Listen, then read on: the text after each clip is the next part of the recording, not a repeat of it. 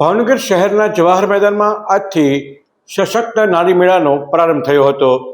ગુજરાત રાજ્યના કેબિનેટ કૃષિ મંત્રી જીતુભાઈ વાઘાણી અને રાજ્યકક્ષાના મંત્રી કૌશિકભાઈ વેકરિયા સહિતનાની ઉપસ્થિતિમાં આજે આ મેળાનો પ્રારંભ થયો હતો.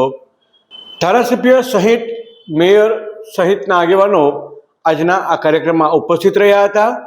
ભાવનગર જિલ્લા કલેક્ટર મનીષ બંસલે તમામ વિગતો આપી હતી અને કાર્યક્રમ સંદર્ભેની જાણકારીઓ આપી હતી.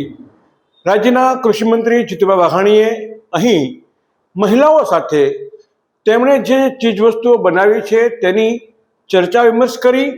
આ સંદર્ભે વિશેષ વિકાસની તકો પણ ઉભરી આવે છે તે અંગેની ચર્ચા વિમર્શ કર્યો હતો.